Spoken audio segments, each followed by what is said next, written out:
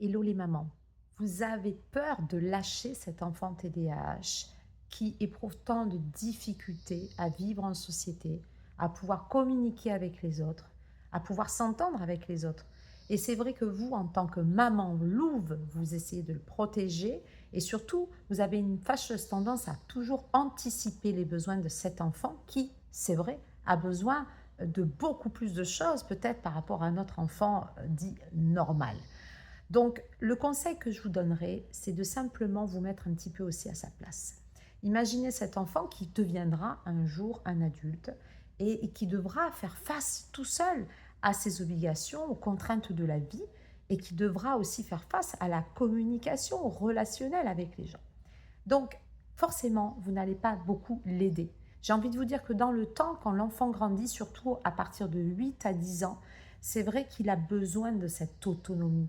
Et même, je vais vous dire, il va vous la retransmettre parce que souvent j'ai des mamans qui me disent je ne comprends pas depuis 1 ou 2 ans alors que l'enfant a 10 ans par exemple, ils me disent il est tout le temps en train de faire des crises, il s'énerve souvent, j'ai l'impression qu'il y a quelque chose qu'il n'arrive pas à gérer, sa frustration, cette fameuse frustration dont on parle souvent.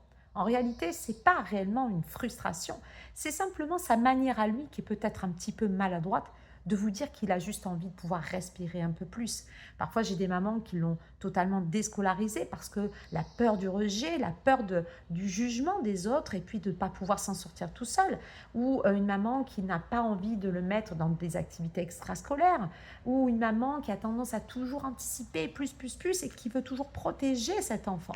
À un moment donné, cet enfant, il est en train de vous dire, maman, j'ai besoin de vivre, j'ai besoin de respirer, j'ai besoin d'expérimenter par moi-même les moments de ma vie qui sont là, qui m'attendent, qui sont à la porte. Laisse-moi ouvrir cette porte, laisse-moi accueillir parfois ces difficultés aussi, mais tout seul sans toi, pour voir ce que ça fait, pour voir si je suis vraiment capable, pour voir si je peux me mesurer aussi.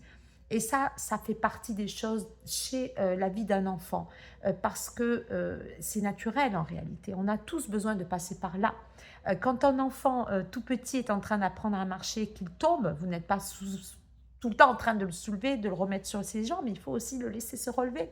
Alors évidemment, l'image est un petit peu facile et je sais que c'est plus compliqué que ça au quotidien, mais pourtant moi je l'ai traversé aussi en tant que maman et j'ai 3 enfants, vous le savez, atypiques aussi avec des TDAH et d'autres troubles associés. Et c'est vrai que j'ai été confrontée à cette difficulté, surtout sur mon aîné, et j'ai fait cette erreur de toujours vouloir anticiper les besoins de cet enfant. À un moment donné, mon enfant assez grand m'a dit: «Maman, j'en peux plus» et il était en train de partir en cacahuète, il faisait n'importe quoi, mais parce qu'il avait juste envie de pouvoir expérimenter les choses de la vie. Donc, je vous le dis, à un moment donné, testez et lâchez un peu prise aussi parce que je pense qu'être une bonne maman, c'est aussi savoir, donner cet élan à cet enfant, lui donner l'élan de pouvoir grandir et de pouvoir devenir une grande personne.